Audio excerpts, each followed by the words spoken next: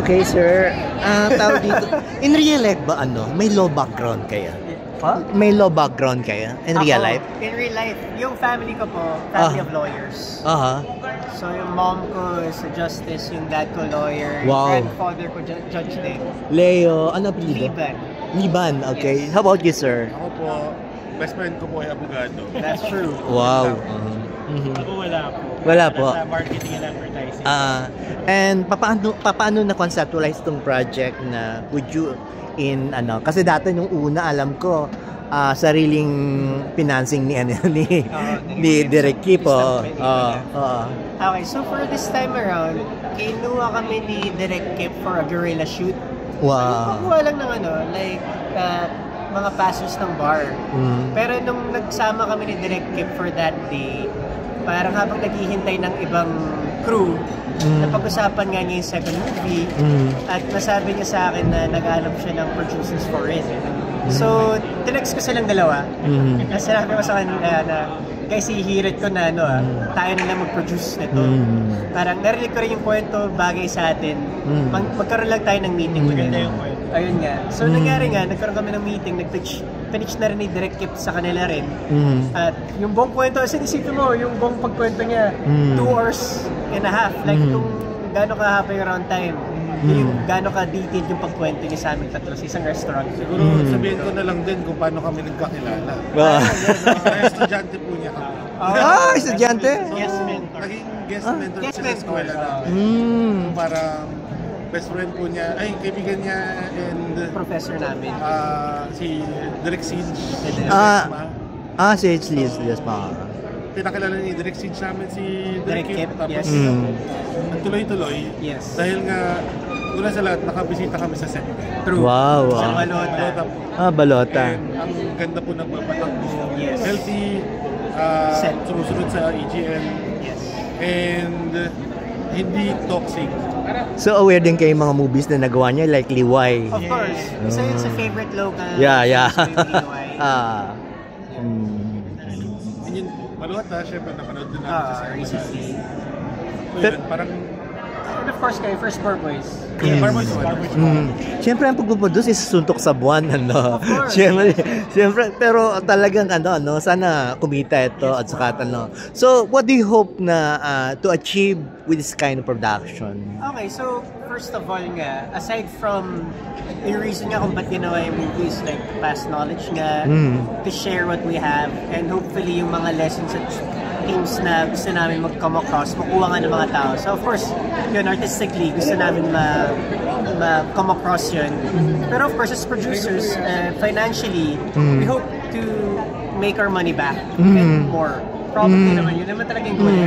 At the end of the day, this is still a business. Yeah. As much as it's an art. Pero naniniwala lang kami as producers, as 901 Studios, na promoting the art and making the best piece of artwork that you can lends to more success economically and financially. So hopefully magpakita nga this coming MMFF. Ayun nga, gusto namin na mag-empower ng mga voices na hindi masyadong naririnig. So, like us, independent kami. So, we try to produce din yung aming films. Yes. Films of other people na feeling namin na may boses pero hindi lang talaga sila nakasigaw. Yes. Parang ganun. Sana, yun nga, para mapanood ng mga tao yung Bar Boys After School para mas madami pa kaming magawang pelikula, masuportahan ng film industry at makakwento yung mga dapat makakwento ng mga makabuluhang istorya. Yes. So yun, sana po supportahan nyo Bar Boys After School.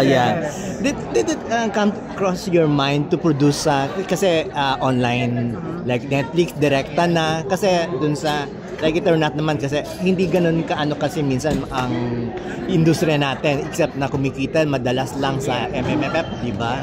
So aware din kayo doon, di ba? And I think explore this. Naging interesting kasi yung landscape. Hindi lang sa Silian.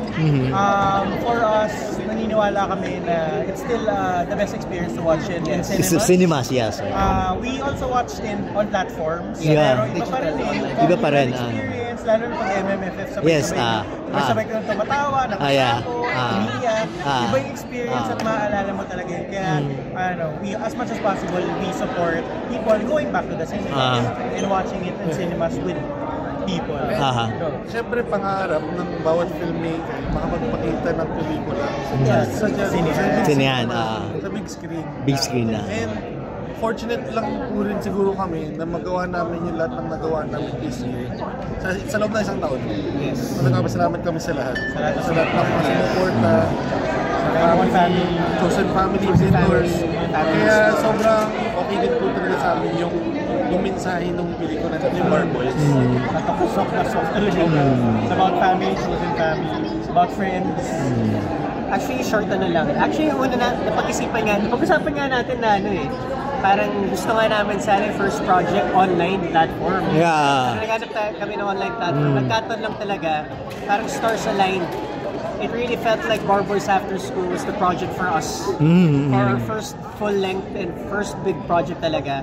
Parang naisip namin, bagay talaga to for a big splash. Yeah. Kasi parang yung original na naisip natin, online platform nagawa tayo ng maganda na for online. Netflix So, just in case na pumatok ito, doesn't mean to say, kasi like yung sa case ni Eric Mati, yung kanyang Baybas from movie, naging Netflix na naging series. Possible ba yon?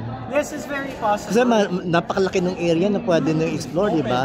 Ang daming characters niya, di ba?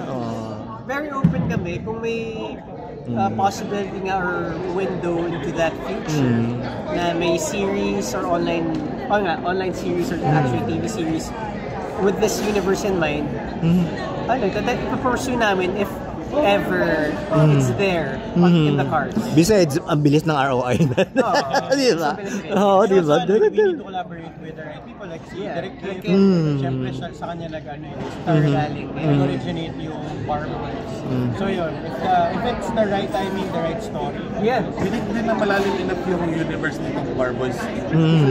A series na gustuhan. Yes. It has been tackled in local television. In local Imagine ko nga siya right now. Binigyan ng idea. Binigyan ng idea.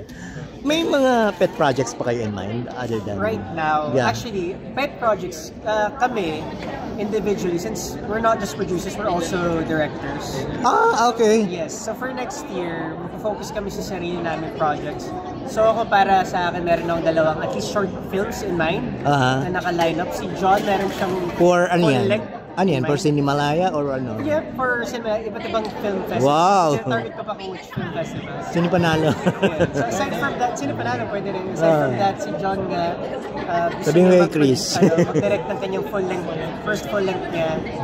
Sa next year para sa Ang title po, Lipstick Assassin for next year. For Cinemalaya ba? Open po for other film festivals. Okay. Open for Cinemalaya. Sinag Maynila, Cinepanalo. Oh, wow. Open po. May plans for the movie pero hindi pa Brillante. siya i-release. Sige. So si Chooks na may plans din siya mag-shoot ng shorts niya. Dalawa kami. Yeah. Pero priority ko po kayo sila dalawa. Nag-venture din po kami sa advertising. Yes. Okay. Kung naghanap ka ng magpupunta ko right now. Nagpo-produce rin kami for ads. Yes, kahit ano kami. Basta video production, ginagawa namin. MMFF. We're very professional. Thank you.